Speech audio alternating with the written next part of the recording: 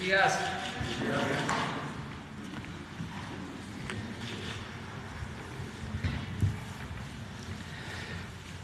Vamos a informar sobre la distribución de las vacunas, porque fue un operativo muy eficaz de parte de las Fuerzas Armadas, una labor conjunta de la Secretaría de Salud, de la Secretaría de Marina y de la Secretaría de la Defensa.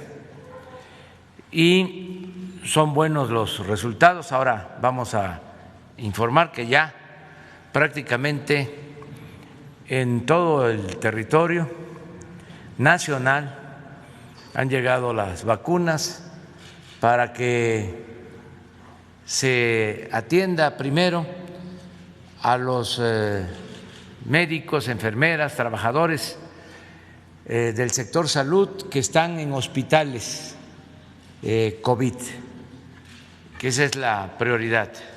Entonces ahora se va a informar sobre este tema, sobre este asunto tan importante, porque si seguimos así, si nos seguimos aplicando, si nos apuramos, pronto vamos a tener vacunado a todo el pueblo de México, que ese es el propósito.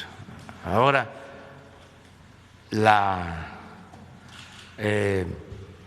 ocupación principal, el propósito principal es que nos vacunemos con el orden ya establecido y en condiciones de igualdad, que a todos nos llegue la vacuna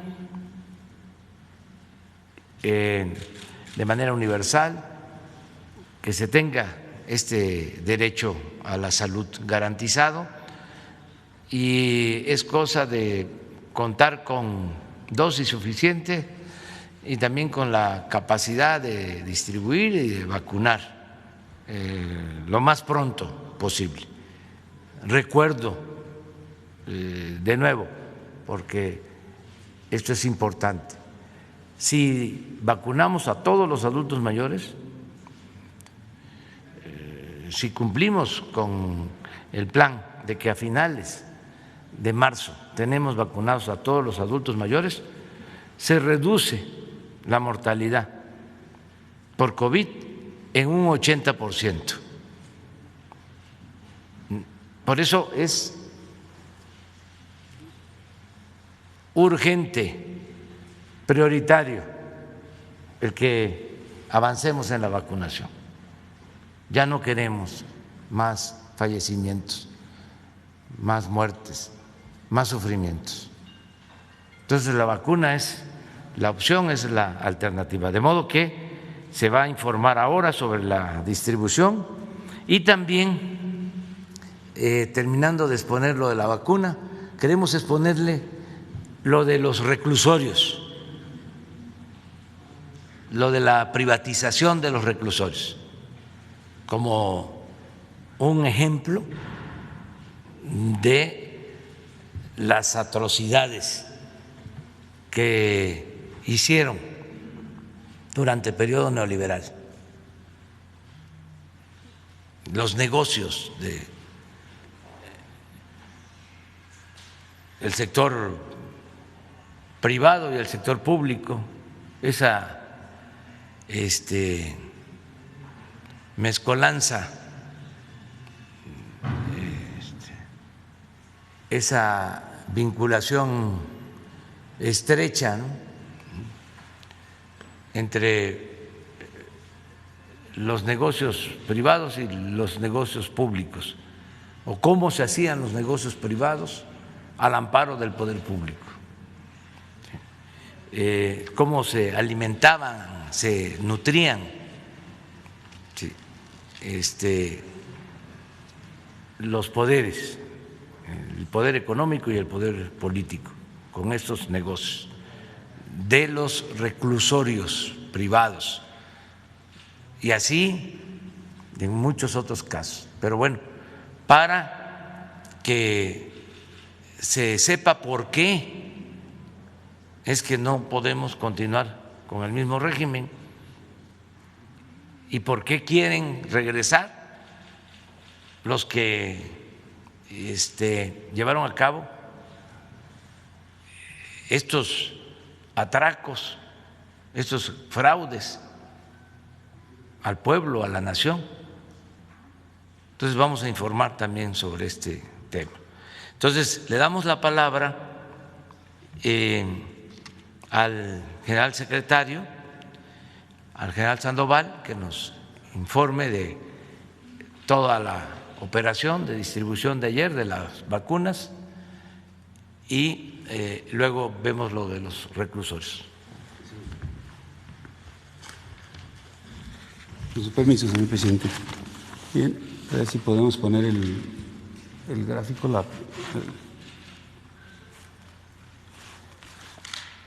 Bien, el día de ayer, de todos los vuelos que teníamos programados, las 8 rutas aéreas y las rutas terrestres y aéreas locales en cada uno de los estados, teníamos programados 879 hospitales a los cuales tendríamos que entregar estas vacunas.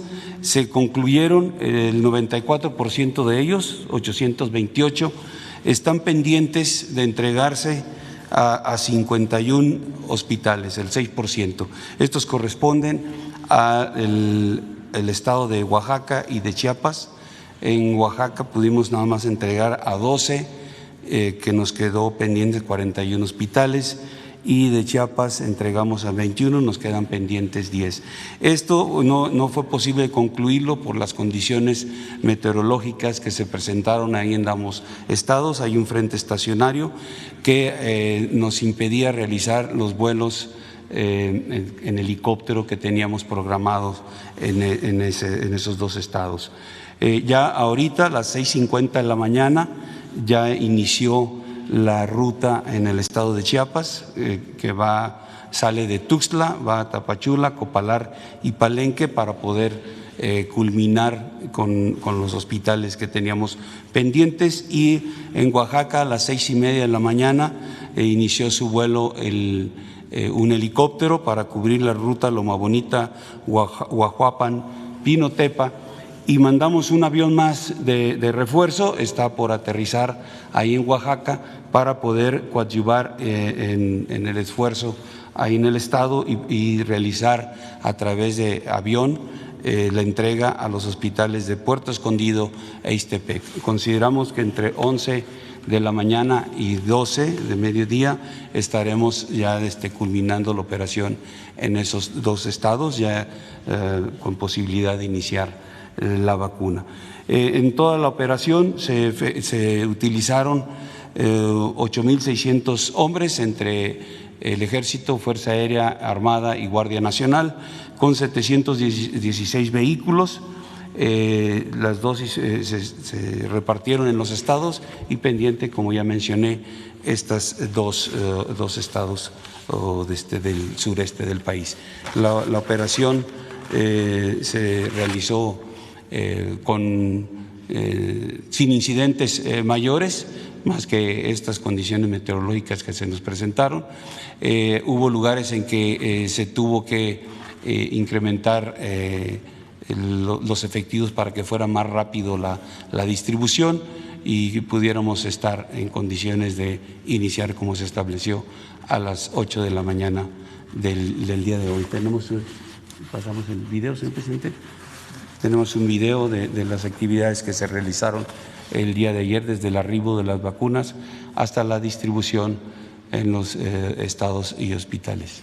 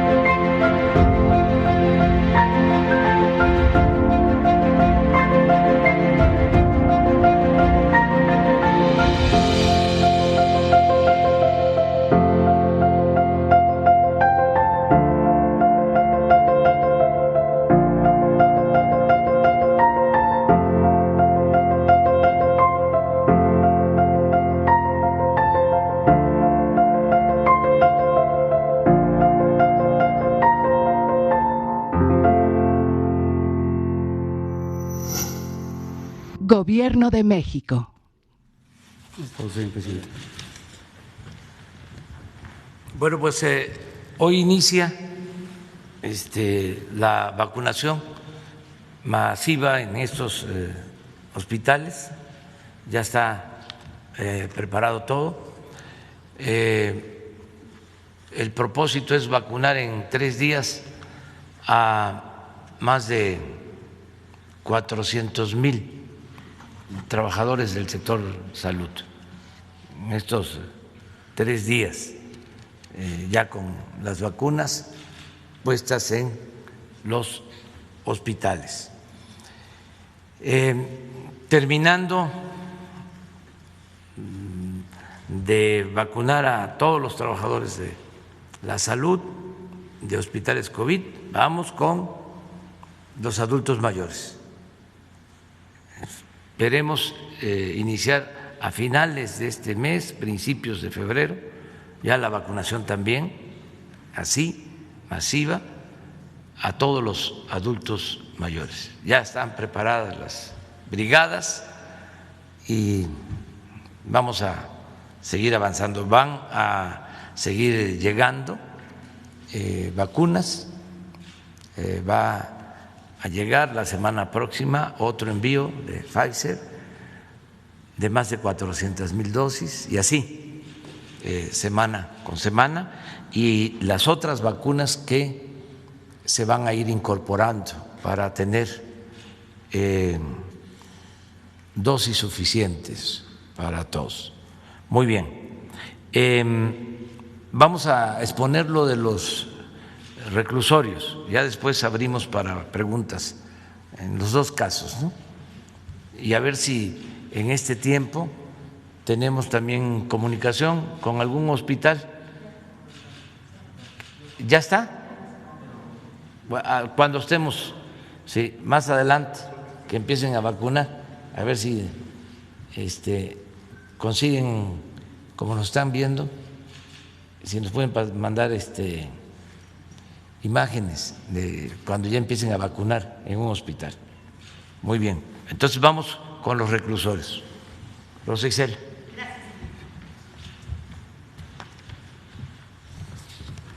Con su permiso, señor presidente, acatando precisamente la instrucción de revisar los 8 contratos de prestación de servicios, revisión que se hizo en conjunto con el consejero jurídico de la presidencia. Decir, en primer lugar, que existen 8, como ustedes saben, 8 centros penales en Sonora, uno en Guanajuato, otro en Oaxaca, en Durango, en Chiapas, el femenil de Morelos, en Michoacán y en Guanajuato.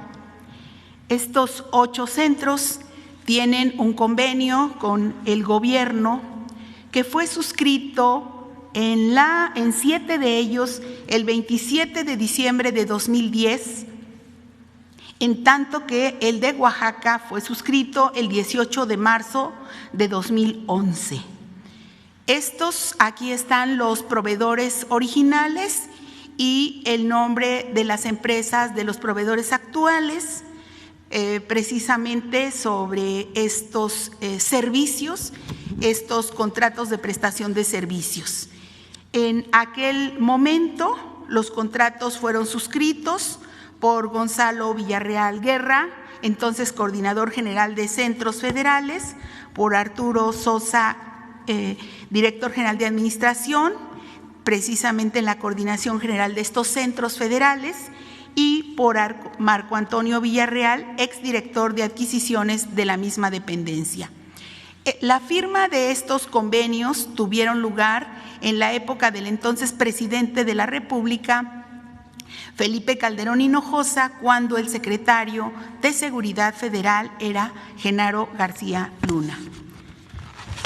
Decir que de estos centros penitenciarios actualmente la capacidad en el caso de Sonora es de 78%, con 1,975 PPLs, personas privadas de la libertad, En el caso del penal de Guanajuato está ocupado a un 76% con 1,912 PPLs, en tanto que el caso de Oaxaca tiene una ocupación del 59% con 1,493 PPLs, así como Durango 72%, Chiapas 52%, el femenil de Morelos el 32% de ocupación, el 48% en el caso de Michoacán y el 69% en el caso de Coahuila. Decir que estos son datos al 11 de enero del 2021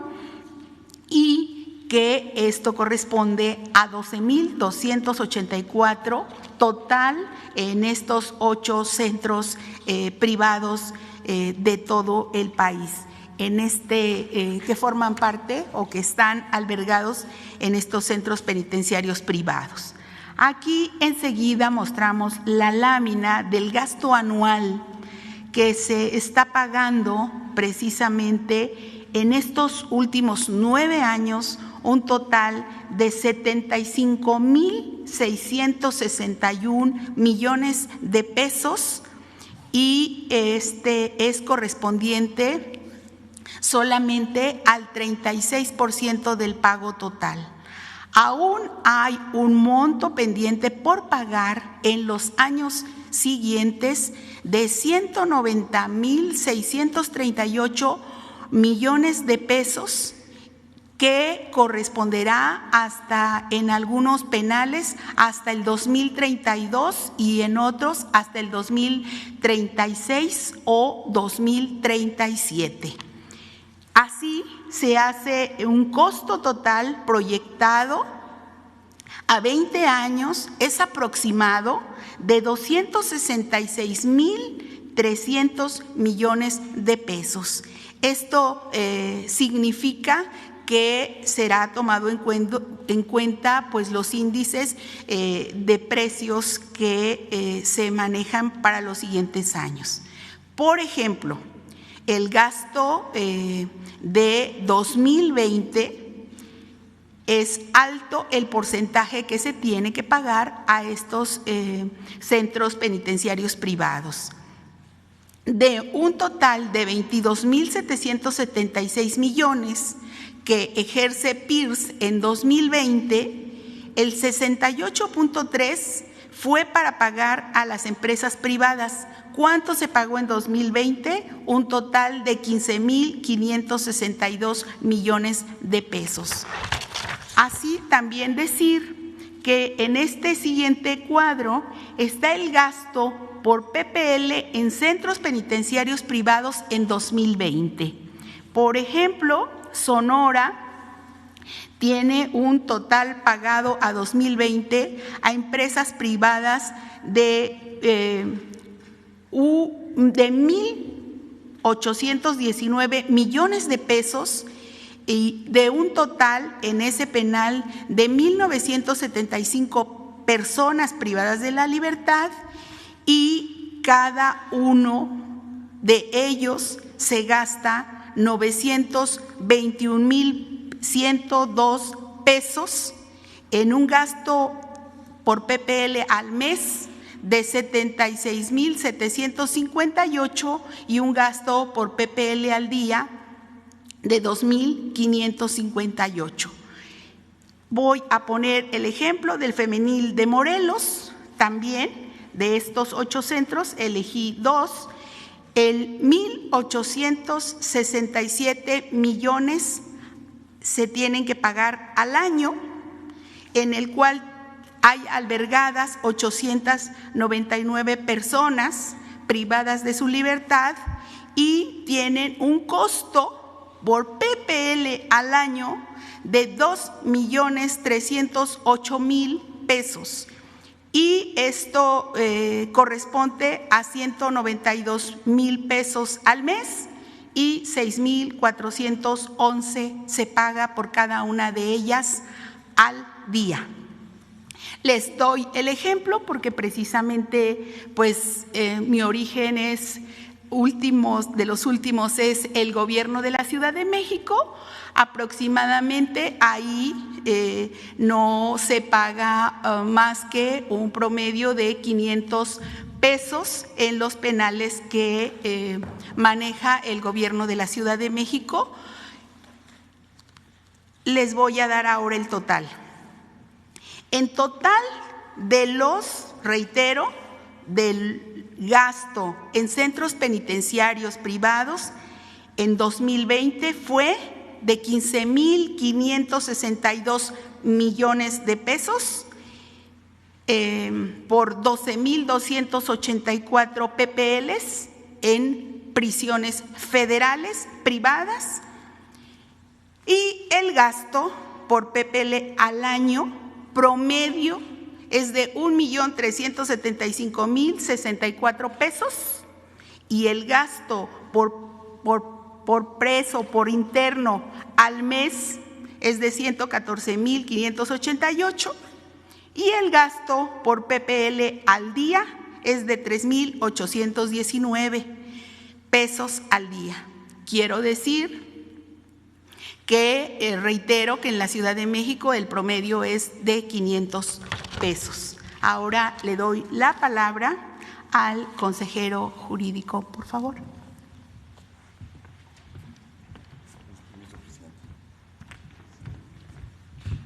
Muy buenos días.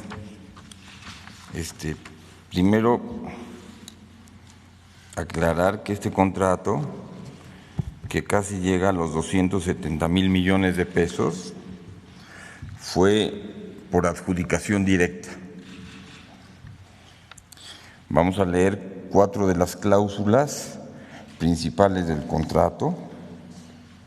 La cláusula segunda del contrato dice: la responsabilidad en la operación y seguridad de cada centro penitenciario es de PIRS de la Secretaría de Seguridad Pública. Es decir, la empresa o desarrolladora solo brindará las condiciones materiales, tecnológicas y algunos servicios auxiliares. La cláusula tercera dice: los pagos serán realizados por PIRS desde la fecha de inicio y hasta la fecha de terminación del contrato. Esto es, aunque no haya internos, se tiene que pagar el 100% del pago, como si estuviera lleno el reclusorio. Cláusula cuarta: la vigencia del contrato será de 22 años y la etapa de prestación del servicio no será menor de 20 años, salvo en caso de rescisión o terminación anticipada del contrato. Y la cláusula novena del contrato dice: los contratos establecen que el inmueble y sus instalaciones, concluida la vigencia, son propiedad del proveedor, no del gobierno, o bien podrán ser objetos de un nuevo contrato. Esto es, a los 20 años o 22 en su caso, se termina el contrato y siguen siendo propiedad del particular. Los servicios que se estipulan que son a cargo del contratista son la adquisición del terreno, el equipamiento, el desarrollo de la infraestructura, el diseño del proyecto, así como el pago de la conservación, el mantenimiento de las instalaciones y equipo de laboratorio, la limpieza, la jardinería, la alimentación, la dotación de uniformes y artículos de higiene personal a los internos durante la vigencia del contrato. Eso es lo que pone el proveedor, y reiterar, todo esto fue por adjudicación directa. Es todo, señor presidente. Bueno, pues esto es lo que queríamos informarle al pueblo de México. ¿Qué se va a hacer en el caso de los reclusorios? Porque es la pregunta. Decirles que hay una denuncia presentada en la Fiscalía General que tiene que ver con la situación del señor García Luna. pero he dado instrucciones al consejero jurídico para que se actúe en dos vertientes, que se hable con los proveedores de estos servicios para que se llegue a un acuerdo.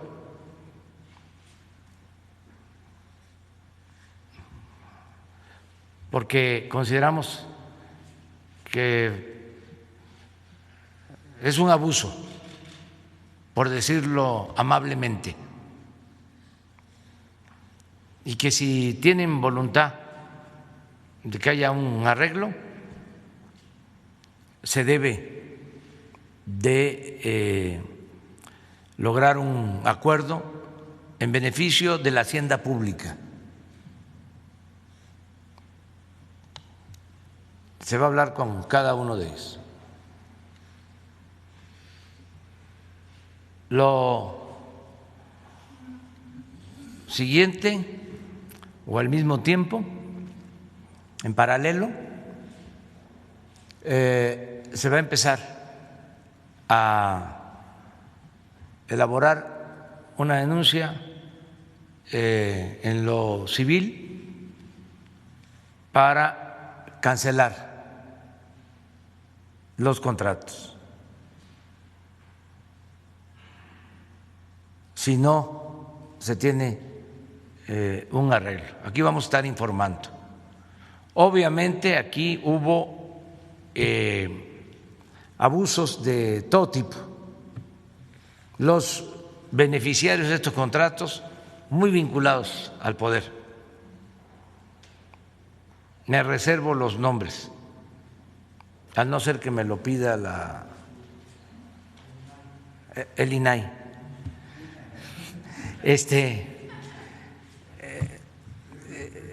Pero son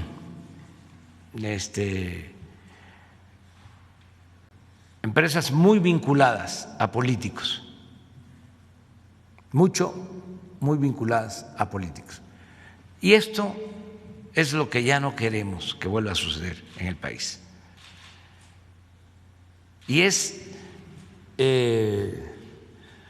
un botón de muestra, desgraciadamente, porque esto se extendió por todo el gobierno. Se dedicaron a saquear durante el periodo neoliberal. Privatización, sinónimo de corrupción, pero a estos extremos. ¿Se acuerdan que aquí revisamos también lo de los gasoductos? Parecido. Y así muchas otras cosas. Todavía no terminamos de limpiar, pero estamos convencidos y comprometidos a desterrar la corrupción del país. Y ya teníamos que actuar porque ya nosotros estamos en falta. Resulta que para cumplir con el contrato se pagó en el 19, se pagó en el 20. Es como lo de Odebrecht, que tuvimos que pagar 19, 20, ya se detuvo, porque también un contrato abusivo, contratos leoninos, en el caso de Odebrecht. Imagínense que Pemex le tiene que entregar gas, etano, a Odebrecht con un subsidio del 75% de lo que cuesta el gas en el mercado internacional, en el comercio. Todo esto pactado así. y como lo mencionó Julio Scherer, sin licitación. Es decir, asignación directa. Entonces, por eso queríamos exponerlo, porque esto explica mucho el porqué de los ataques al gobierno. Hay una empresa de estas que tiene que ver con medios de comunicación, en donde hay un conductor que nos ataca un día sí y el otro también. Pero ¿qué hacemos? Imagínense si nos hacemos de la vista gorda,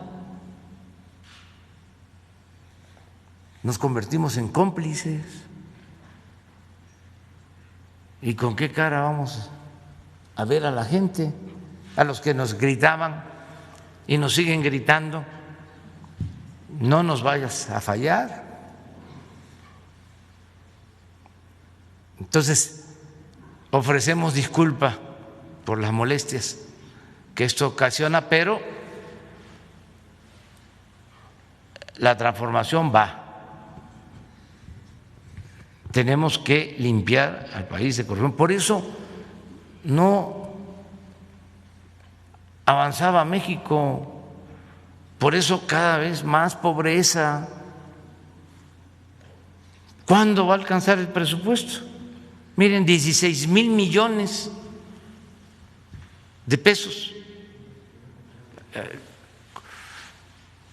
Es la mitad de lo que nos van a costar las vacunas. ¿Cuánto tenemos disponible para las vacunas? 32,000 millones.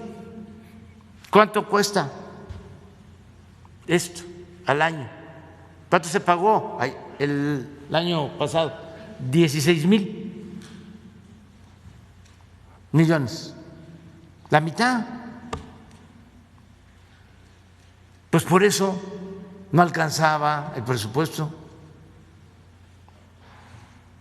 Ojalá y todo esto vaya aclarándose, porque el otro día leí en redes sociales un texto que me llamó mucho la atención. Dice, no solo saquearon, sino dejaron a muchos convencidos, aturdidos o desorientados acerca de que la corrupción era necesaria o normal. Yo creo que ese es el daño mayor, el estar deseando que eso continúe.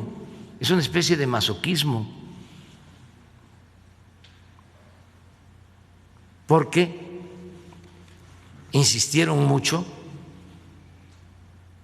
en que la corrupción era una cuestión normal. Acuérdense que llegaron a decir que la corrupción era parte de la cultura del pueblo de México. Una barbaridad. Cuando nuestro pueblo es honesto, es trabajador. El problema se da arriba, en el llamado círculo rojo.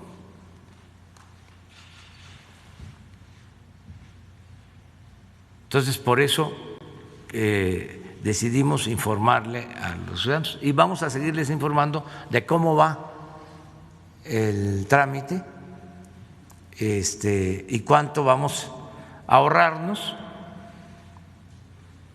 en esta operación. Ya también aprovecho para informarles que me envió una carta uno de los empresarios que adquirió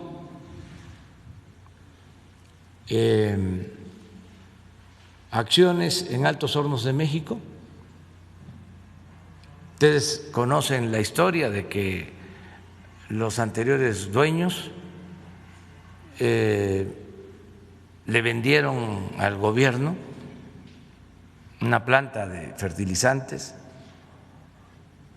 que estaba en ruinas a un precio elevadísimo. La Auditoría Superior de la Federación hizo una investigación y encontró que se habían pagado $200 millones de más. Entonces se iniciaron juicios, hay procesos abiertos y nosotros planteamos, porque se trata de una empresa que genera empleos y beneficios en Monclova, y nosotros dijimos que si se limpiaba la empresa, si llegaban nuevos accionistas, gente responsable, seria, que estábamos dispuestos a aceptar que nos repararan el daño, que nos devolvieran los $200 millones, siempre y cuando la Fiscalía General de la República lo recomendara al gobierno. Es decir, que fuese legal, que se aceptara la reparación del daño, que devolvieran los $200 millones, incluso que los devolvieran en 4 pagos. $50 millones este año y así hasta el 2024. Y ayer recibí una carta del empresario principal de que están dispuestos a devolver los $200 millones. Ahora falta que la Fiscalía resuelva si es conveniente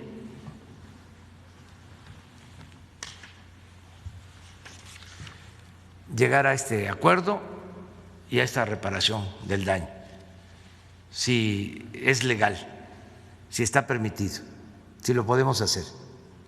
Si la Fiscalía dice adelante, pues ya tendríamos $50 millones para este año, ya veríamos en qué los ocupamos.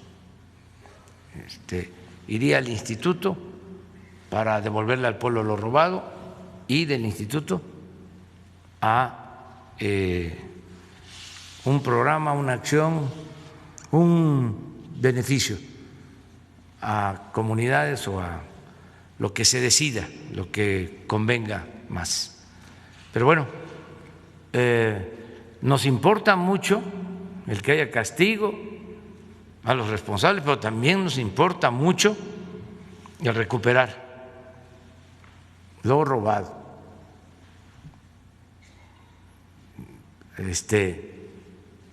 Nos importa mucho la reparación del daño, porque miren ustedes, en promedio 3,500 pesos diarios tener un recluso.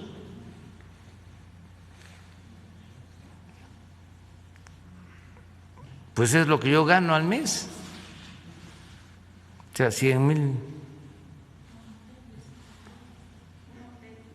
Sí, es lo que yo gano diario como presidente. Es un hotel de sí, de gran lujo.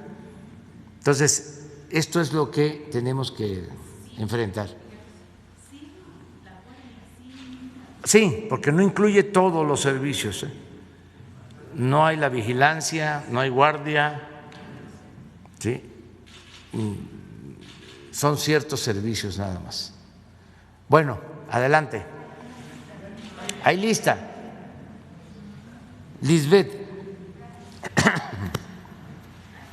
Gracias, presidente. Buenos días a todas y a todos.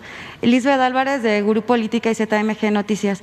Presidente, el lunes pasado usted había informado que se daría a conocer un protocolo, tanto para usted como para su equipo cercano, derivado de que el coordinador Jesús Ramírez pues, dio positivo a COVID.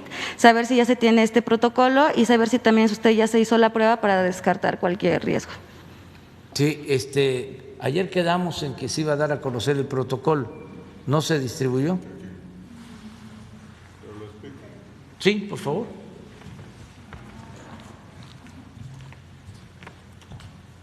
Con mucho gusto, muy buenos días y gracias por también ustedes preocuparse por el grupo, como nosotros nos preocupamos también por ustedes en la prevención del contagio, que no se ha abandonado y no debe abandonarse todavía por un buen tiempo. No ha habido gran alarma, desde luego. El caso es de que tenemos en el gabinete de la mañana tenemos un espacio adecuado para poder tener las reuniones. A veces entra un grupo mayor para ciertos temas y en eso hemos estado siempre siguiendo 4 puntos. El primer punto que se tiene muy claro es de que la conciencia de todos los que llegan ahí, la conciencia de prácticamente de todos los mexicanos es tener presente que si tiene algún síntoma sugerente de una enfermedad respiratoria, de haber tenido temperatura, de tener cansancio, bueno, el cansancio puede ser difícil de equilibrar en estas semanas en que dormimos pocas horas, pero sin embargo sí se identifica en la persona si existe algo de eso que nos está llamando alguna infección y con estos cambios climáticos ha aumentado, pero ese síntoma de fiebre, de cansancio y de molestia, como ustedes saben, en la garganta o inclusive tos y estornudos, sería suficiente para no entrar y así ha habido algunos compañeros que con toda su capacidad lo dicen, no voy a ir porque estoy pensando que pudiera tener eso. Eso es lo primero. Entonces al grupo se va teniendo eso. El segundo es el espacio. El espacio que tenemos es el adecuado en distancia, donde se mantiene los que estamos ahí presentes, que muchas veces por parte del tiempo y luego salimos de acuerdo a cuando hay mucha asistencia, bloques de presencia ahí, con una distancia mayor de 3 metros, 2 metros y medio en relación, por si lo quieren conocer en detalle, del presidente y de los que están directamente relacionados con la seguridad, que es precisamente los que tienen un distanciamiento de 1,5 metros hasta ahora y con estos ajustes vamos a tener hasta 2 metros. El uso del cubrebocas, que como ustedes pueden saber, como ya saben, también es una indicación, una recomendación que no voy a entrar en detalle, pero que se utiliza precisamente para aquellos que tuviesen algún síntoma y no transmitir a los ahí presentes a la posible enfermedad contagiosa. Y digo contagiosa porque no solo es el coronavirus, sino también la influenza y otro cúmulo de enfermedades respiratorias propias de la temporada. Este distanciamiento, desde luego, se respeta y tenemos nada más que volverlo a recordar. Y junto con ello, previo a esto, nosotros llegamos antes de las 6, pero pues yo calculo que antes de las 5 ya hay personal que está haciendo la llamada limpieza, que pues ha llevado a que se sanitice, entre comillas, el espacio donde estamos trabajando. Esas medidas son fundamentales, la sana distancia, el autocuidado personal y desde luego para muchos en una decisión personal, en forma regular se hacen una prueba que ahora, recordando, es para aquellos que pudiesen tener duda de algún síntoma y antes de acudir, se pueden hacer el día anterior una prueba, si tiene algún síntoma sugerente de la enfermedad, una prueba rápida de las de antígeno y que en 20, 30 minutos nos indica si hay presencia del virus o más adelante de la PCR. Algunos y en especial los que están, los compañeros que están alrededor del señor presidente, en una continuo de no solo de la conferencia, sino de todo el día, y están haciendo una prueba cada 15 días, y de lo cual les quiero señalar que mínimamente ha habido algunos casos que de inmediato se han identificado y no se ha hecho ninguna cadena de contagio.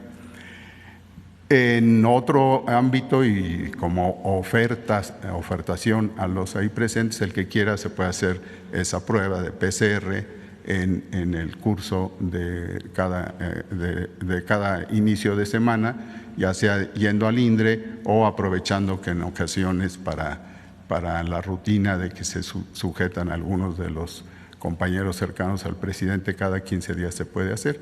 Y esto es el protocolo, es el protocolo que en seguimiento yo lo revisé con el director de epidemiología, el doctor José Luis, él y con el doctor Ruy López, para poder compararlo por curiosidad. Y es lo mismo que se ha dado como recomendaciones en las reuniones de varias instituciones que lo piden afuera de lo que ya se tiene en la página de coronavirus, y que ustedes lo tienen también, no solo ahí, sino ya como parte de su rutina, y que vamos a seguir teniendo en todo tiempo. Eso es un detalle de lo que saben ustedes que se debe seguir en todo momento, y que se debe seguir inclusive porque no solo es que el coronavirus, sino el distanciamiento y el lavado de manos y una serie de cuidados que se inician a la entrada, como ustedes saben, de la calle, de inmediato en la siguiente puerta, a todos se nos toma la temperatura, y a todos se nos da la protección con el gel para poder entrar con esa seguridad. Muchas gracias. De todas maneras, vamos a entregar ahí está, se los vamos a entregar. Contacto con algún positivo COVID, ¿qué procede? A ver, doctor, es que es... Me distrajo el señor canciller por un punto importante. Sí, diga, perdón. En el caso de un contacto como en este caso, el contacto con Jesús que dio positivo a COVID. Sí, en ese contacto y y los otros, que inclusive ha habido algunos casos aquí entre ustedes, lo primero es contactar a la persona que pues ya tiene la infección, ratificarla desde luego si no lo ha hecho con la prueba, y de inmediato hacer un análisis de con quiénes estuvo durante los últimos 7 días, y haciendo un círculo desde en el nivel de laboral, como es aquí, el familiar, y de otras reuniones que se tienen. Esto es esencial, esa es una acción de detective médico, sanitario, para poder ir ubicando en la advertencia: fulano de tal, a nivel de tu familia te tienes que tener desde luego aislado en una cuarentena, son 15 días, y en cuanto a tus familiares, pues también tomar esas medidas adecuadas para cada caso, máxime si hubiese un adulto mayor o alguien con alguna enfermedad. Y es lo mismo que se ha hecho con Jesús y con otros compañeros que han tenido esta situación. Muchas veces esto es... el contacto se recogió, se tuvo fuera de aquí, pero de todos modos se hace todo ese seguimiento y no se abandona, se le dan instrucciones, indicaciones, contacto directo para un reporte tanto de los dos sentidos, del epidemiólogo hacia el individuo infectado y del infectado para la autoridad sanitaria, para que se puedan combinar esas opiniones y el seguimiento.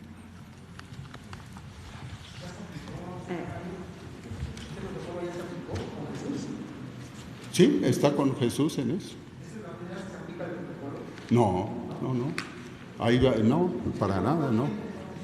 Yo lo dije, este procedimiento está en la página de epidemiología de coronavirus y se ha aplicado en todos los casos, se recomienda, y desde luego lo comparé, yo dije a ver si ha habido novedades, no, existe y se ha aplicado, y desde luego eso siempre recibimos opiniones. Si ustedes tienen en su momento alguna opinión para la ubicación aquí, adelante, se puede hacer. Ha habido sugerencias de utilizar elementos como, nada más para no perder el tiempo, que poner un arco en su tiempo, ustedes saben, un arco que con radiaciones saliniza, eso consideramos que científica y médica y epidemiológicamente no sirven y no lo hemos establecido aquí ni en ningún lugar, con la libertad de que el que lo quiera hacer lo puede hacer.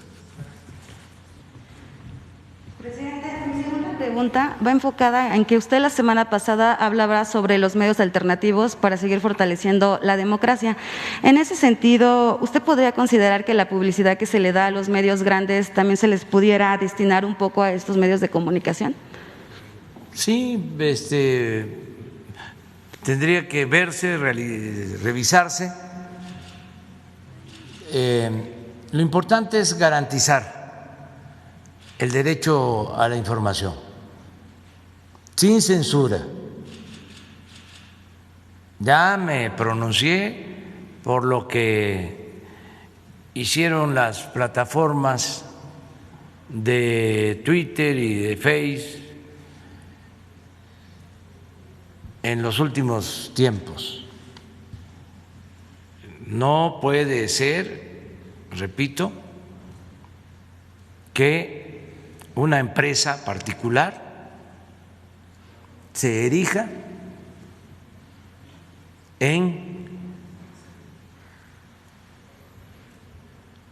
la institución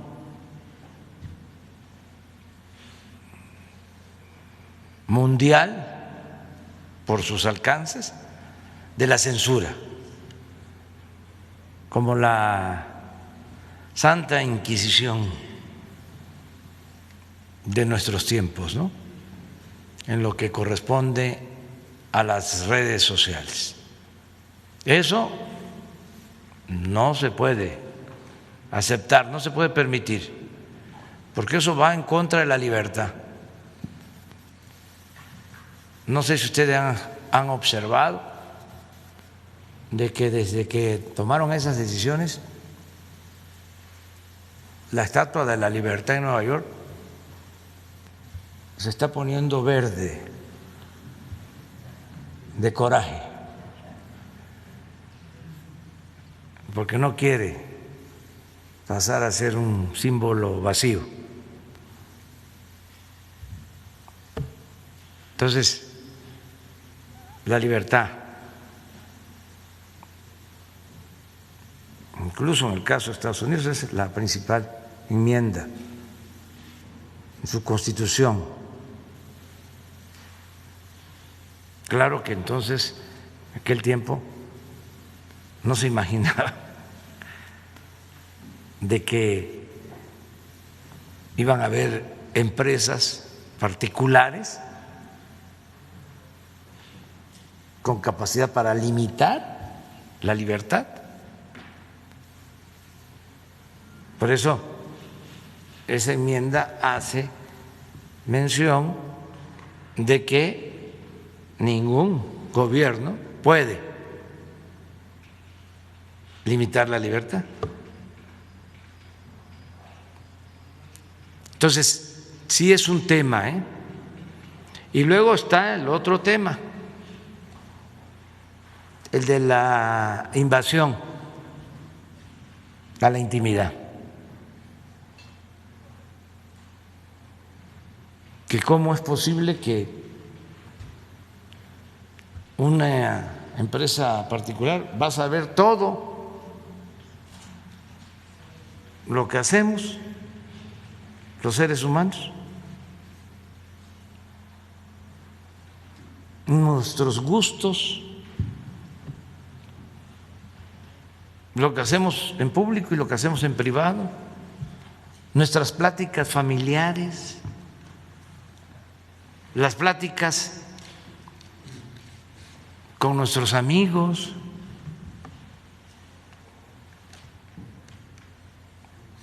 ¿Y eso quién lo regula? ¿Quién lo controla? ¿Cuáles son las normas? ¿Dónde están los estados nacionales? la ONU. ¿Dónde están los organismos defensores de derechos humanos? Ese es otro tema. ¿Es algo qué? Que supuestamente tenía que proteger datos personales, es algo que nunca hizo. Nunca hizo. Eso lo hace Amazon incluso con las compras que hacemos. El INAI nunca tomó esa función. Sí, me estaban diciendo de que si se tiene un teléfono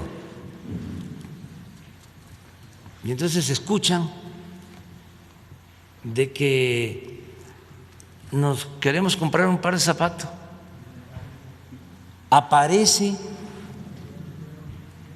en la pantalla zapatos en oferta.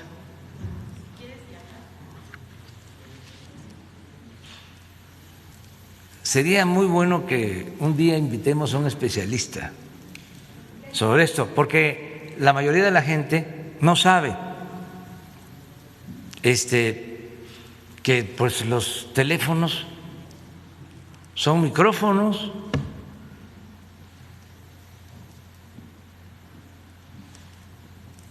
¿Y por qué ocultarlo? ¿Por qué no decirlo, que se sepa?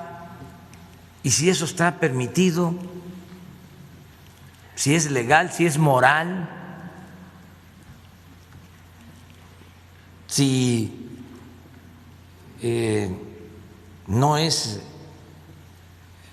algo atentatorio a la libertad.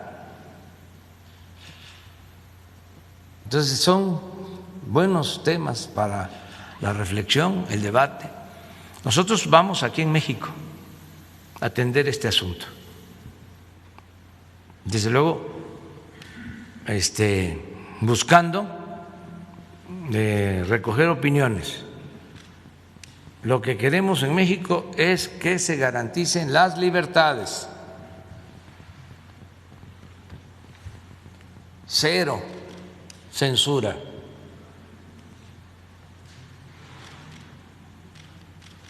Prohibido prohibir.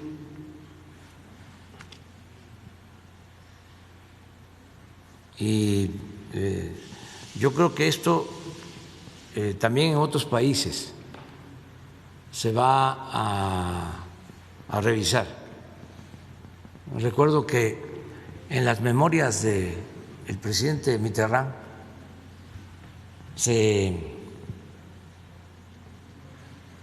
alarmaba o le preocupaba, lo escribe en sus memorias, creo que en los años 80 del siglo pasado,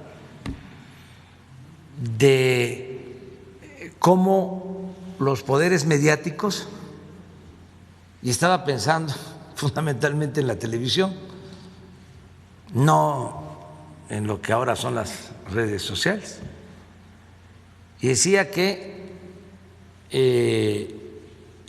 iban a significar una afrenta a la libertad si no se regulaban, porque iban a llegar a tener un poder omnímodo, lo iban a abarcar todo. Pero ya lo plantea en su memoria el expresidente de Francia, Mitterrand. Pues si resucitara y viera lo que está pasando, se volvería a morir, ¿no? Entonces sí es un tema importante, y es no a la censura, sí a las libertades. Puede ser que no nos guste lo que dicen de nosotros, pero no tenemos el derecho a silenciar a nadie.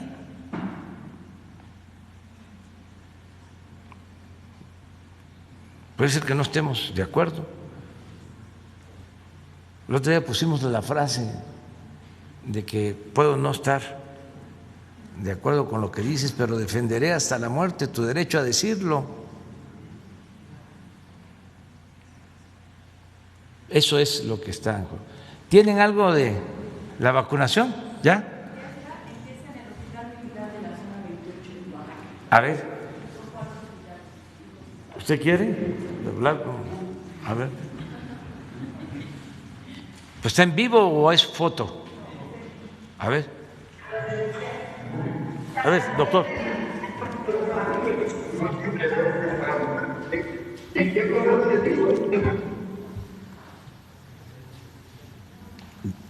Buenos días.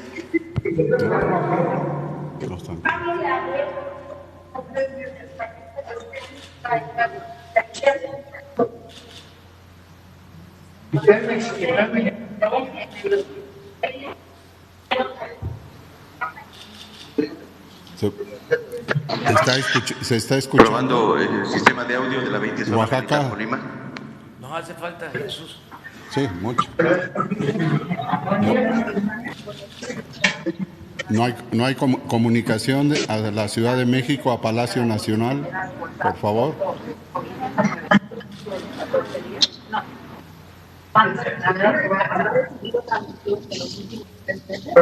¿Qué pasó con Alejandro Sbarch, que es nuestro representante allá en Oaxaca, coordinador general en Oaxaca?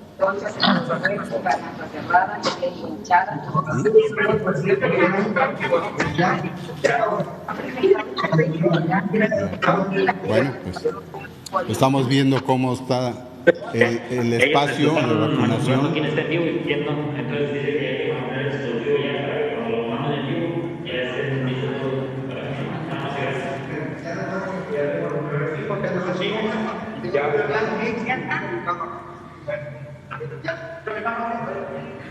Bueno, pues es una muestra del lugar donde hay 10 integrantes, 12 integrantes de la brigada que están atendiendo precisamente en Oaxaca lo que ya mencionó el general, de que hubo cierto retraso, pero ya se impulsó el continuar con la entrega de las vacunas. Miren,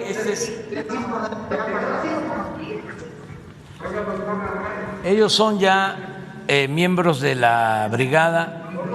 ¿Por qué los distingo? Por su brazalete.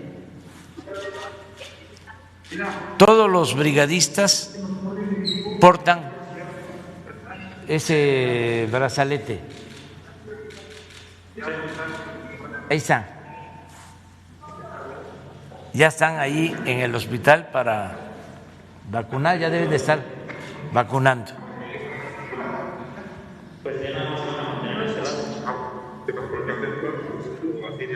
De aquí hacia allá.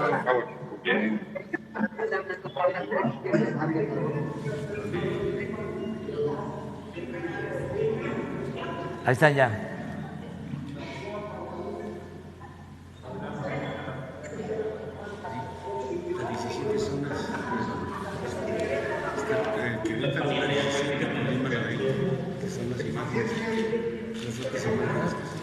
No lo dice. Es que van haciendo. Si ponen la otra imagen donde se ven los varios. Aquí donde ustedes pueden observar que dice 17 zonas, la de Querétaro, es el hospital que se tiene ahí, y el 20 zona es en Colima. Y el donde dice, el que está a la extrema izquierda, abajo a la izquierda, es en Villahermosa. Tenemos 17 Tabasco, Oaxaca, donde dice Jorge Palacios, 20 zona es Colima, y a la izquierda en Villahermosa. Son los enlaces. Muy bien, muchas gracias, muchas gracias. Estamos muy contentos de que ya se inicie la vacunación.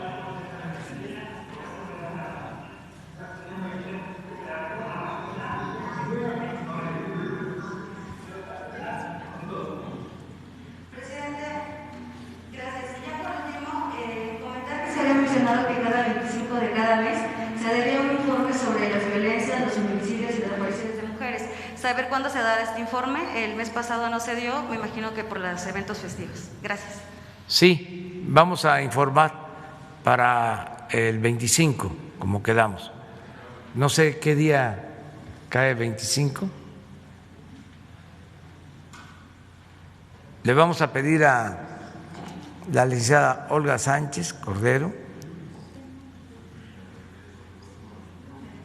lunes, entonces lo vamos a pasar para el miércoles siguiente, ya que quede establecido. A Nadine y a Alejandro Encinas y desde luego la secretaria de Seguridad Pública. Muy bien, adelante. Perdón. Carlos Alberto Calzada. ¿Qué tal, presidente? Buenos días. Carlos Calzada de Radio Educación. Sería sobre el asunto de COVID. Serían dos cuestiones. Una, este asunto de los restauranteros que hacen marchas, han dado incluso cacerolazos, porque dicen que es cerrar o morir. Me gustaría saber cuál es el llamado en este asunto, porque pues están las medidas sanitarias, estamos en rojo en varios estados, pero ellos aducen, no solo los restauranteros, también ya centros, cantinas y bares también han pedido que se abra por el asunto de que pueden desaparecer. Si bien el gobierno de la Ciudad de México ya ha anunciado que hay una mesa de negociación, ¿su gobierno daría apoyos en este sentido a este sector que es tan importante? Y también sobre vacunas, me gustaría preguntarle al canciller Marcelo Ebrard. Hay voces en Estados Unidos que han clamado que los mexicanos que están radicando allá sin papeles no tendrían derecho a ser vacunados. Me gustaría saber cómo se podría garantizar para estas personas el acceso a la vacuna allá en los Estados Unidos. Sí, lo primero lo está viendo ya la jefa de gobierno, está atendiendo esta petición, esta demanda. Y acerca de la vacunación de nuestros paisanos, sí me gustaría que nos explicara.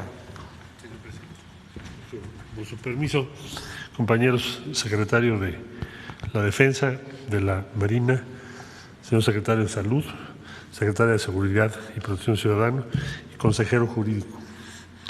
Señoras y señores, brevemente diría lo siguiente. Vamos nosotros a invocar el Tratado de Libre Comercio, ahora el TMEC o USMC, en el capítulo laboral. Capítulo laboral es el capítulo 23 del tratado y establece, cosa que cuidamos en la negociación o se cuidó en la negociación por el equipo mexicano, dos artículos en especial. El artículo 23.3, derechos laborales, que dice: cada parte, México y Estados Unidos, asegurará que los trabajadores migrantes estén protegidos conforme a sus leyes laborales, sean o no nacionales de la parte. Esto fue algo que México insistió mucho y así quedó establecido. Repito, cada parte asegurará que los trabajadores migrantes estén protegidos conforme a sus leyes laborales, sean o no nacionales de la parte. El artículo 23.8, trabajadores migrantes. Las partes reconocen la vulnerabilidad de los trabajadores migrantes con respecto a las protecciones laborales. Por consiguiente, al implementar el artículo que acabo de referir, asegurará que los trabajadores migrantes estén protegidos conforme a sus leyes laborales, sean o no, como ya dije, nacionales de la parte correspondiente. ¿Esto qué significa? Bueno, ¿es un derecho laboral la vacuna? No, pero sí es un derecho establecido que el trabajador no debe estar expuesto al contagio. Entonces, en aplicándose la vacuna, es una responsabilidad de cada uno de los dos países garantizar que todos los trabajadores, independientemente de su condición migratoria, reciban la vacuna. Por consiguiente, consideramos que cualquier exclusión a trabajadores mexicanas o mexicanos es una violación del Tratado de Libre Comercio, del apartado de derechos laborales, y por consiguiente estaríamos aplicando las disposiciones que también se acordaron entre ambos países para que México pudiera iniciar los procedimientos correspondientes. Vamos a estar vigilando porque es una obligación del gobierno de Estados Unidos pactada en un tratado internacional vigente. Los derechos laborales yo sé que le interesan mucho a los sindicatos en Estados Unidos respecto a lo que hacemos en México, al cumplimiento de la legislación mexicana. Incluso Trump, uno de los principales líderes sindicales, lo acaba de decir, que están preparados para a partir del día 21 de enero, en su caso, instaurar paneles si México no cumple con la legislación laboral de nuestro país. Bueno, yo les diría que con la misma energía, fuerza e insistencia, también le pediremos su solidaridad al movimiento obrero allá, pero en particular a las nuevas autoridades en Estados Unidos, para que se cumpla al 100% con este precepto. Es lo que va a hacer México. Se debe garantizar, porque es una obligación del gobierno de los Estados Unidos. Gracias. La segunda pregunta, presidente, sería, esta Asociación Mexicanos en contra de la Corrupción publicó que la SEDATU había dado 98 millones de pesos al estadio de béisbol de las Guacamayas de Palenque, y bueno, se involucró a su hermano en este asunto. Si bien SEDATU dice que fue el municipio el que pidió este dinero para este estadio, me gustaría conocer su opinión y el por qué se involucró a su hermano en este asunto. Bueno, esto tiene que ver con la campaña en contra nuestra, ¿no? Cree el león que todos somos peludos. Es el señor Ili Ortiz de la Universal, el señor Junco y Claudio X González, todos los que pertenecen al grupo conservador que se benefició o ayudó al saqueo que se llevó a cabo en el país durante el periodo neoliberal. Y como ahora ellos pues no tienen influencias, estaban acostumbrados al manejo de las influencias, pues están muy enojados y mienten, son falsarios. Por eso es esta calumnia, así, con la vieja máxima del AMPA del periodismo, según la cual la calumnia cuando no mancha tizna. Entonces, no es cierto. Nosotros llevamos a cabo un programa de intervenciones urbanas en ciudades fronterizas, en ciudades turísticas, ahora en las ciudades por donde va a pasar el Tren Maya. Ahí está Palenque y en otras ciudades. Estamos hablando como de 130, 140 ciudades. Nos estamos desarrollando colonias, creando espacios deportivos. Se han hecho pues alrededor de 30, 50 intervenciones. Se han hecho campos de béisbol, campos de fútbol, canchas de básquetbol. Es recuperación de los espacios. Eso tiene que ver con Román Meyer y se hace en coordinación con los gobiernos municipales. Entonces, ¿por qué se incluyó Palenque? Está contemplado Palenque, está contemplado Escárcega, en todas las estaciones por donde va el Tren Maya, todos los municipios, hay un programa de desarrollo urbano. Entonces, de ese programa a que se haga por las guacamayas de Palenque y tenga que ver con mi hermano, pues es una desproporción, es mala fe. Pero bueno, los entiendo, están ofuscados, molestos. Ojalá y se vayan serenando, se vayan enfriando poco a poco.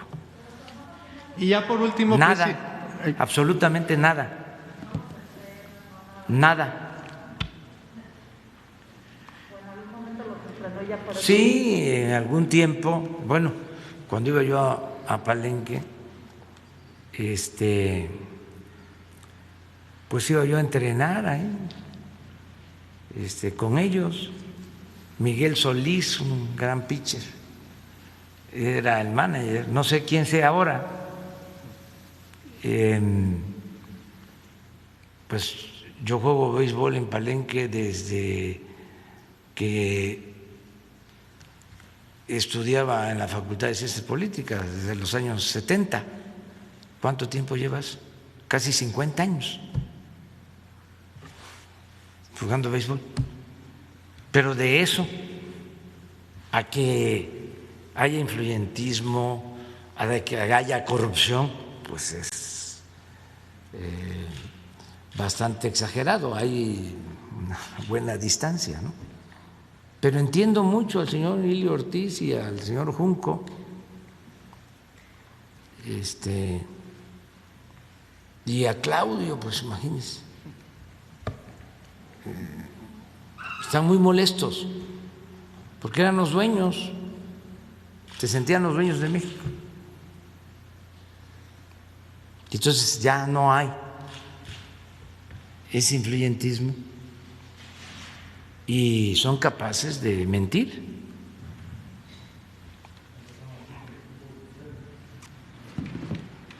Entonces, eso es lo que puedo comentar. Claro, hacen unos escándalos tremendos, ¿no? Mucha bulla. Pero bueno, la gente ya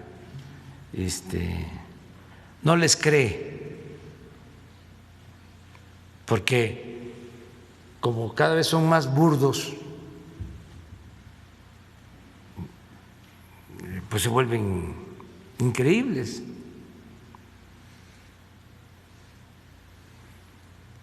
Por su coraje, ¿no?, hacia nosotros. ¿Cómo se llama eso que existe ahora, que está de moda? Las falsas noticias, ¿no? Fake news. Ellos se formaron en eso. O sea, no es ninguna novedad. Antes así era. O sea, era inventar todo. Bueno, hasta hace poco. ¿Se acuerdan de los montajes que hacían en los medios? Parecían actores.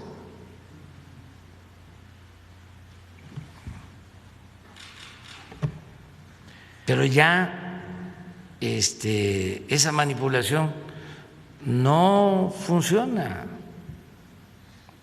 no es eficaz. Yo ni debería estarles dando consejos. Deberían de cambiar. Eso ya no funciona. También por eso es muy importante defender a las redes sociales, porque eso es lo que padecemos desde hace mucho tiempo, ¿no? Esa desinformación, esa manipulación de medios convencionales. De repente surgen las redes sociales, benditas redes sociales, ¿no? Porque se garantizan las libertades. Puede uno defenderse, replicar. Hay verdadera comunicación, mensajes de ida y vuelta que no existía antes, era nada más en un solo sentido. Los medios editorializaban, ¿no?, juzgaban, habían linchamientos mediáticos y el ciudadano no podía hacer nada. Del dirigente opositor al régimen, nada. Desataban una lanzada. López Obrador, un peligro para México. ¿Y cómo nos defendíamos? Si ellos tenían todo el control. Entonces, una mentira que se dice muchas veces puede convertirse en verdad. Entonces, eso era lo que predominaba. De repente emergen, surgen, llegan las redes sociales, fue como una bendición. Ahora sí, cada ciudadano es un medio de comunicación y somos libres. Pero ahora salen con que hay censura en las redes. Entonces, ¿qué nos vamos a quedar otra vez sin posibilidad de ejercer nuestras libertades? Entonces es muy interesante lo que está sucediendo y hay que defender la libertad. Y la libertad pues no se implora, se conquista. Decía el Quijote, por la dignidad y por la libertad se puede arriesgar hasta la vida. Palabras más, palabras menos. Entonces, esa es la respuesta a la pregunta. Y por último, presidente, ayer usted compartió que se reunió, y bueno, había mencionado que se iba a reunir con la directora de Notimex, San Juana Martínez. Nos gustaría saber qué se trató en esta reunión, y en ese sentido también los trabajadores de Notimex le solicitan que si se podrían reunir con usted para ellos exponer su punto de vista. ¿Estaría usted dispuesto a reunirse con los trabajadores de Notimex? Y si pudiéramos saber de qué se trató la reunión con San Juana Martínez. Pues platicamos sobre el problema que hay en Notimex, sobre la huelga, y buscar la forma de que se resuelva mediante el diálogo este conflicto. Como está enfermo Jesús, tenemos que esperarlo, quedamos en eso, con San Juana, para buscar un arreglo, hablar con los trabajadores y ya terminar con ese conflicto. Pero vamos a esperar nada más que sane Jesús.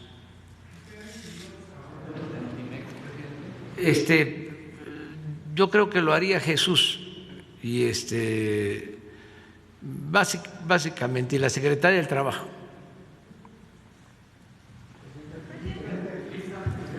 Lista, a ver. Diego Elías. Buenos días, señor presidente. Mi nombre es Diego Elías Cedillo, de Campeche Hoy, Quintana Roo, Tabasco Hoy y Diario Basta en la Ciudad de México, de Grupo Cantón. Señor presidente, en relación al tema que nos reúne hoy a todos y a todas, mi pregunta sería con relación a las brigadas correcaminos que expresó el general secretario el día de ayer, y hoy también tanto el secretario de Salud como el general enfatizaron. El punto preponderante aquí, señor presidente, es que en estas brigadas se ha hablado al respecto de 2 voluntarios. Entonces, más de una mexicana y mexicanos quisieran ser voluntarios en estas brigadas. ¿Cuál sería la ruta crítica que tendría la Secretaría de Salud o, en su defecto, nuestras honorables Fuerzas Armadas para poder conllevar a la población que quiera formar parte de estas brigadas correcaminos? Gracias, presidente. Sí, es buena pregunta, porque las brigadas están iniciando con 10 miembros cada brigada. Faltan 2 voluntarios. Se acordó que la misma brigada los va a ir aceptando. Pueden ser 2 o pueden ser más. pero que sea de manera ordenada. Entonces mañana vamos a informar de cómo podrían los voluntarios acercarse a los coordinadores de cada brigada para explicar o para manifestarles que quieren ayudar como voluntarios y son bienvenidos. Hablaba yo de que hay muchos estudiantes de escuelas de medicina, de escuelas de enfermería, también de asociaciones, de clubes, hay grupos de voluntarias, hay mucha gente que quiere ayudar. Ayer hablaba yo con una persona y me decía que cómo le hacía, precisamente porque sí quería ayudar en la vacunación. Entonces, vamos mañana a informar, porque lo que queremos es que sea todo ordenado para que no se cometan abusos. Ya ven que pueden estar queriendo decir nosotros somos brigada y traemos vacunas y que sea una falsedad y que pidan cooperación y empiecen las extorsiones o yo te ayudo para que te vacunen. Yo tengo una muy buena palanca, conozco al hermano de la tía y de la sobrina, el hijo del funcionario X, ¿no? Y así te vamos a vacunar. Entonces, por eso orden, ¿sí? Y ya está muy claro y que nos van a ayudar todos tienen que ayudar. Y al abusivo, voy a decir, es una palabra muy fea, pero es bastante entendible, al gandalla, acusarlo. Presidente, y si me permite otro tema que ha acontecido mucho en la agenda nacional y a su vez a raíz de las declaraciones tanto suyas como por parte del presidente del INE, Lorenzo Córdoba, se tiene muy discutido que con base en las leyes actuales que rigen al país, se ha hablado de clausurar o de censurar esta conferencia matutina. El titular del INE compartió un video el día de ayer en sus redes sociales en atención a los comentarios que usted empleó. Entonces, aprovechando la presencia del consejero jurídico Julio Scherer, me gustaría exponer el artículo 41 de la Constitución Política de México, ¿no? Que no puede estar nada por encima de la Constitución. Este artículo 41 en el apartado C es muy puntual en atención a la difusión de los medios de comunicación de la propaganda gubernamental. Ahí mismo se aduce que la única excepción que se tendrá para esta propaganda gubernamental es la información relativa a la salud, a la educación o, en su defecto, en la protección civil en casos de emergencia. Queda claro, señor presidente, que el mundo no ha vivido un caso de emergencia semejante como es la pandemia de COVID-19 que tiene lacerado toda la sociedad.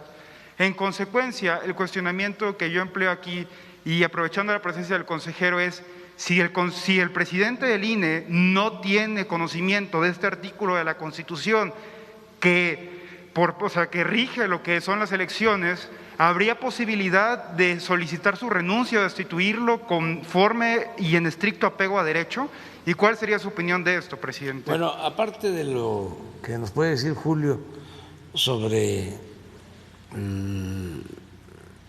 los principios constitucionales y las leyes, yo lo único que puedo comentar es que no debe de confundirse propaganda con información. ¿Qué es propaganda? El que yo esté llamando a votar por un partido de manera directa o simulada. ¿Cuál es la palabra? Subliminal. No, nosotros no vamos a hacer eso. Nunca lo hemos hecho. Sería ir en contra de nuestros principios. Contra eso luchamos durante mucho tiempo.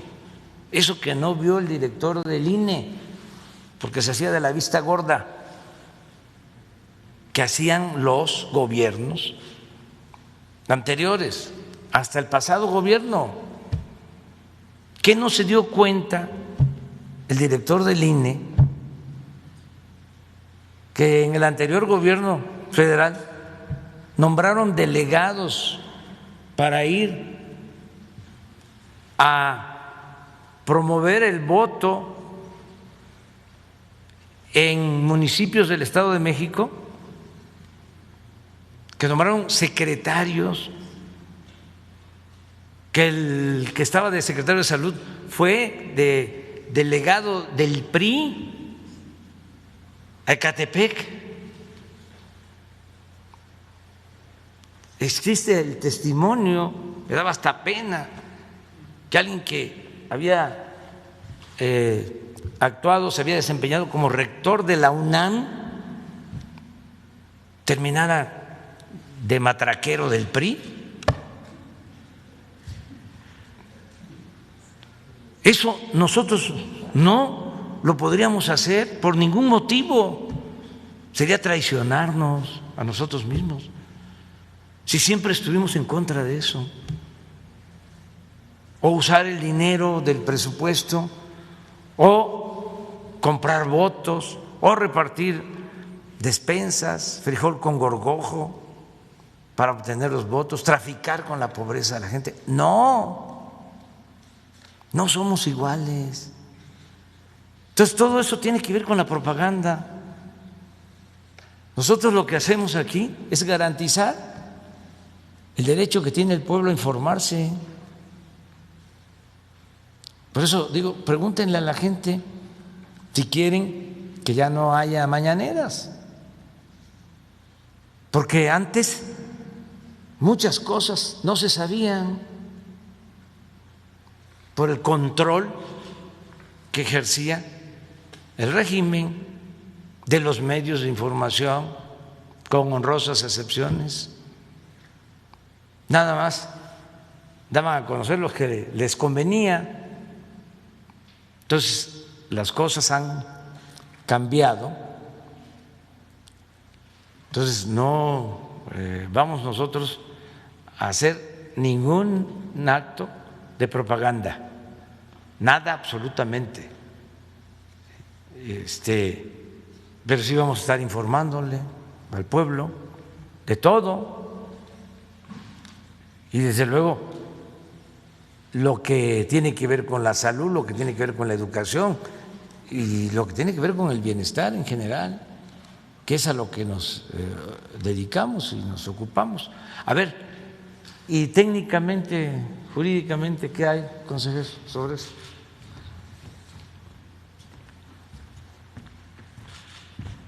Básicamente lo que le está pidiendo el tribunal al INE es que el INE se pronuncie sobre las medidas inhibitorias que puedan poner en peligro el principio de neutralidad durante el proceso, porque el tribunal no ve que estas conferencias pongan en riesgo el proceso, porque lo que dice el tribunal, esta es una conferencia que, como bien señala el presidente, lo que está generando es información pública todos los días. Entonces, no siente que esté generando información para inhibir el proceso electoral. Entonces, le dice, dime en qué está vulnerando la neutralidad en el proceso electoral. Entonces ahora el INE se tiene que pronunciar sobre esta petición que hace el Tribunal Electoral. Básicamente esa es la discusión y ahora el INE se tiene que pronunciar. Eso es, presidente. Hay una denuncia que existe por parte del Diario de Quintana Roo hoy, en atención a su vez a lo que usted compartió hoy en la mañana de las privatizaciones, en este caso de los centros penitenciarios federales. Ocurre una privatización de la basura en el municipio de Benito Juárez, en particular lo que se conoce turísticamente como Cancún, por parte de la alcaldesa Mara Lezama. Esto aunado también al mal manejo que se ha dado en Villahermosa por administraciones pasadas por parte del alcalde en su momento, que fue Gerardo Gaudiano, por un desvío de recursos de 50 millones de pesos, justamente de la mano de las inundaciones que han venido sufriendo el Estado, o en particular los diversos municipios, en este caso el municipio de Centro. Entonces, señor presidente, aprovechando esta coyuntura, quisiera ver si es posible que estas denuncias pudieran llegar a la función pública para poder sancionarlas y que se actúe conforme a la ley. Muchas gracias, presidente. Sí, presenten la denuncia ante la Secretaría de la Función Pública para ver lo que nos corresponde, porque también esto puede caer en la esfera de las autoridades locales.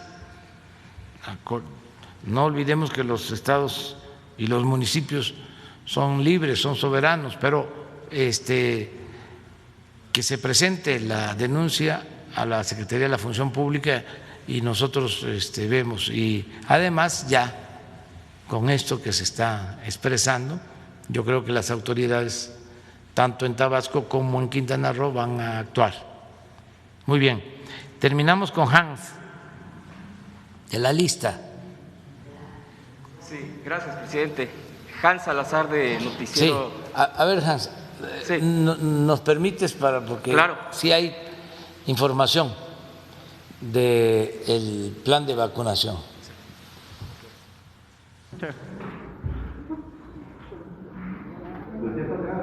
No, es para acá, están las cámaras. Aquí a la izquierda, usted. Bravo.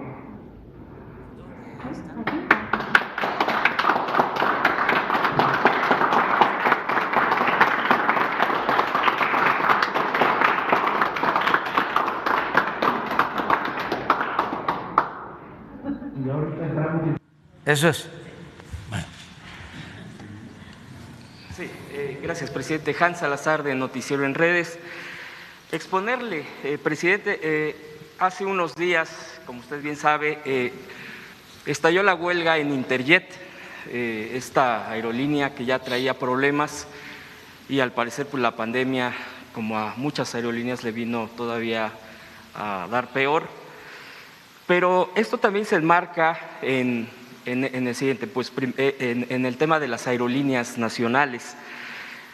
Mexicana de Aviación, como sucedió en el gobierno de Calderón, todo este problema que ya se venía arrastrando y por supuesto que estos gobiernos identificados con la privatización, con el saqueo, etcétera, pues vino todavía peor. Ya aquí le he expuesto lo de Mexicana de Aviación, usted también en el gobierno federal se ha expresado al respecto, pero todo esto va en detrimento de tener una debilitada aviación nacional.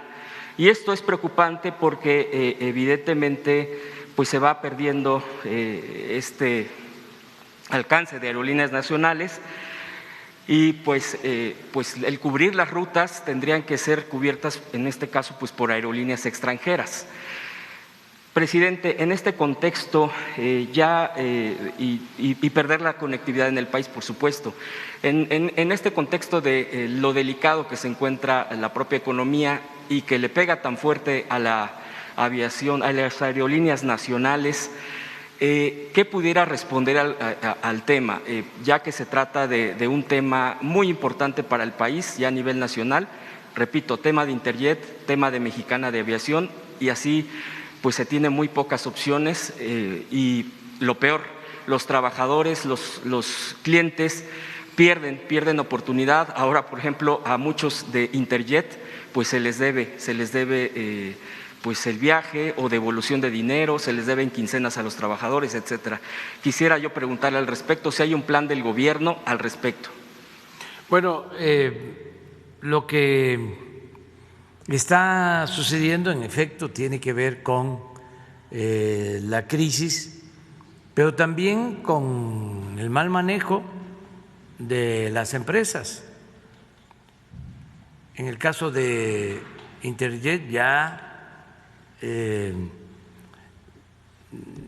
venía arrastrando deudas, incluso al fisco, al SAT, y nosotros hemos estado pues buscando que se llegue a un acuerdo, a un arreglo.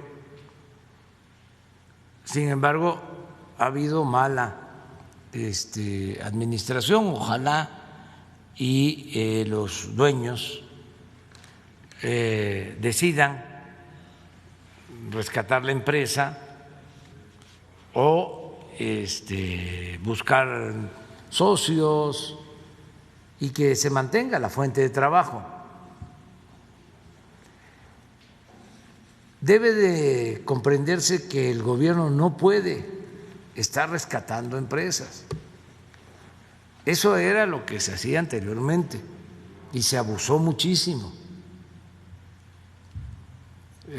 Ahora, con lo de Altos Hornos, hubieron propuestas en ese sentido, de que nosotros interviniéramos para rescatar Altos Hornos, porque en efecto son muchos empleos.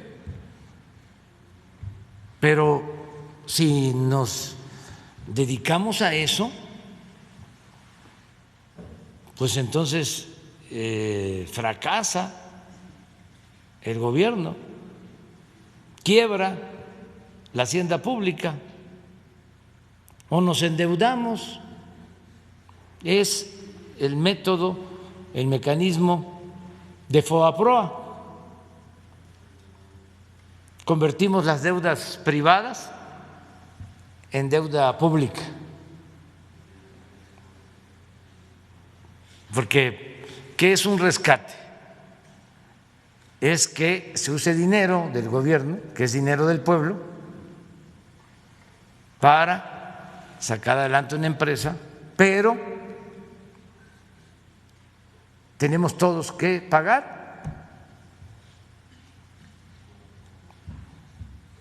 Y tenemos que optar. ¿Destinamos el dinero para eso o lo destinamos para garantizar la educación, la salud, el desarrollo del pueblo, del país? Entonces, eso es lo que tenemos que tomar en consideración. Hay afortunadamente empresas de aviación que están operando bien.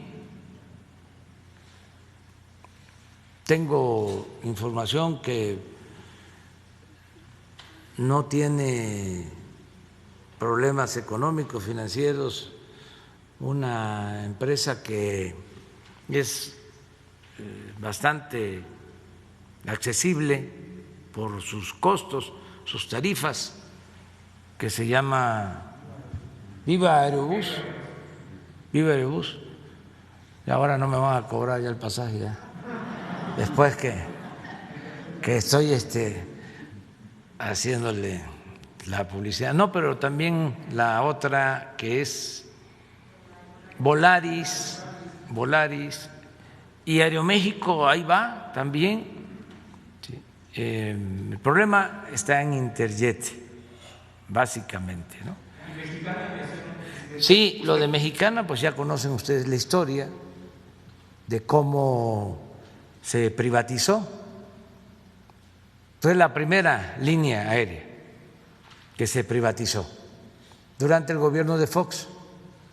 Se la entregó a un amigo, una gente cercana, que le ayudó en la campaña del 2000. Señor Azcárraga, y mal manejo y quiebra de la empresa.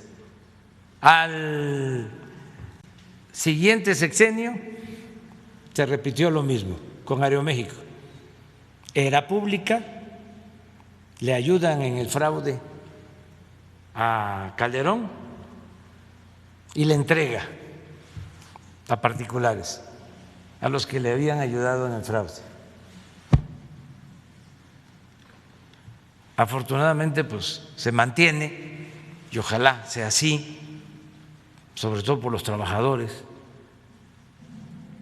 Entonces surgió Interjet y ojalá y se reestructure y salga adelante por los trabajadores, y lo que podamos hacer nosotros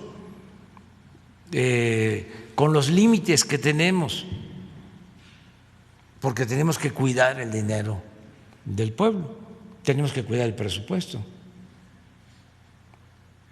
Entonces, tenemos que hacer rentable el presupuesto, que rinda. ¿Dónde se destina el presupuesto? Y en lo que podamos ayudar, ¿no? Siempre. Pero si optamos por el modelo anterior del rescate, bueno, es tan sencillo como decir, ¿y quién rescata al pueblo? Que fue lo que se debió haber pensado cuando el FOBAPROA. ¿Por qué rescatar a los bancos y por qué no rescatar al pueblo? ¿Que el que tiene una tienda de abarrotes y le va mal, lo rescata el gobierno? ¿Por qué rescatar a las grandes corporaciones financieras en quiebra? Y que sean los mexicanos los que paguemos. Miren lo del FOBAPROA. El otro día estuve en Manzanillo y me equivoqué porque hablé de un libramiento que se va a hacer con inversión privada y dije que iba a costar 12,000 millones. Y la verdad es que son 2,000 millones. Antes de salir de Colima, pues lo aclaré que no eran 12,000 sino 2,000 millones. Y me acordé de Zedillo cuando hizo el cálculo de que el rescate de FOBAPROA nos iba a costar 180,000 millones y nos costó 1 billón. Eso de inicio, porque ya hemos pagado otro billón de intereses y seguimos teniendo la misma deuda de 1 billón. O sea, como que le falló un poco, ¿no?, en el cálculo, pero está considerado como un gran economista, un paladín de la economía. Y para finalizar, presidente, el tema de Correos de México, preguntar, ¿se ha planteado modernizarlo? Este sistema es tan fundamental que actualmente es usado por muchísimos mexicanos y mexicanas para el comercio, más ahora con la pandemia. Muchos se han optado por estar a través de las plataformas de Internet y se acude regularmente, no todos, pero la mayoría, a correos, porque a través de este servicio público, que también se ha descuidado bastante por gobiernos anteriores y prácticamente era como dejarlo a su suerte, a pesar de que según datos que recabamos, cubre prácticamente el 98% del territorio a través de sus oficinas, de sus servicios, etcétera, de los carteros, que también a veces han sido bastante olvidados, pues por el desuso de las cartas. Sin embargo, no solamente son cartas y ojalá se siga preservando eso, sino también la paquetería. este es el negocio que muchas empresas, que no es que se les retire del negocio, ellos siguen dando este tipo de alternativas. Sin embargo, la mayoría de los mexicanos pues accedemos a este servicio porque está más al alcance y a través de eso se puede, creo yo, que se está también defendiendo la economía mexicana.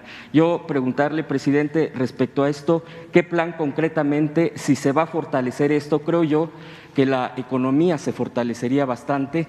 Y por último también, de una vez, presidente, preguntarle, a partir de todo esto, el apagón que decía un compañero aquí en días pasados, el apagón de las redes sociales allá en Estados Unidos, ¿se ha planteado, se podría plantear una convocatoria desde el gobierno federal a los creativos que diseñan aplicaciones, que diseñan plataformas, para que se vaya teniendo lo propio en nuestro país y se pueda tener acceso, digo, en un proceso, por supuesto, de una convocatoria clara, ya sea por CONACYT, por Secretaría de Comunicaciones, etcétera, para poder ir teniendo alternativas?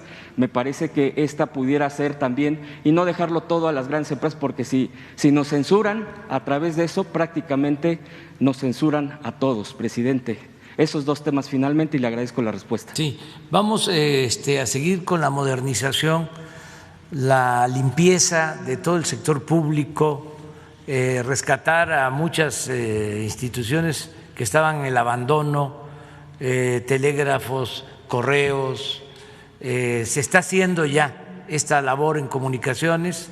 El ingeniero Jorge Arganis está ya llevando a cabo un plan de rescate de telégrafos. Acaban de nombrar, y yo lo celebro, a una economista, Rocío Mejía, para hacerse cargo de telégrafos. Es una mujer honesta, de primera. Y para correos también había una propuesta, no sé si se concretó, de que nos ayudara en esta responsabilidad, en este encargo, porque no son cargos, son encargos. Rocío Bárcenas estaba proponiéndola el ingeniero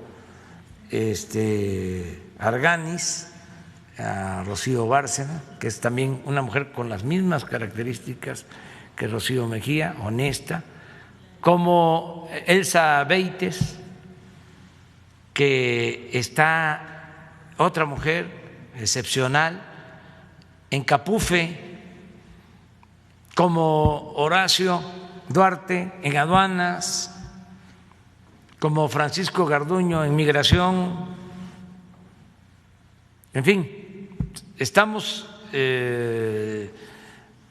rescatando estas instituciones y poniendo orden, eficientándolas, que se manejen con honestidad. En eso estamos. Y tomamos en cuenta lo que tú estás planteando. Seguramente ya Jorge Arganis está tomando nota. Vamos en ese camino. También no vamos nosotros a dejar de reflexionar, de analizar todo esto que tiene que ver con las redes sociales. Nos importa mucho la libertad. Por eso sí es un tema que va a ser tratado por nosotros, y no descartamos el que CONACYT, como lo planteas, la Secretaría de Gobernación, la Consejería Jurídica, la misma Secretaría de Relaciones Exteriores, todos, comunicaciones, se busquen opciones alternativas, aclaro, para garantizar la libertad, por la libertad. Sí. y para que en México no haya censura. Un país sin censura. México, un país sin censura. Un país de libertades. Entonces, ese es un compromiso que tenemos. Vamos a dejar para mañana ya. Ya no va a haber lista porque si no se quedan muchos afuera. Sin lista. Sin lista, ya mañana. No, seguimos. Sí. Pasado mañana. Seguimos adelante. Ahora que no quieren las mañaneras, pues vamos a tener que hacer otra, como diría el diablillo ese que sale en las redes, ¿no? Diles que ahora que no quieren las mañaneras, van a haber también conferencias al mediodía y en la tarde, noche, para que se enojen. Bueno, nos vemos mañana. Adiós.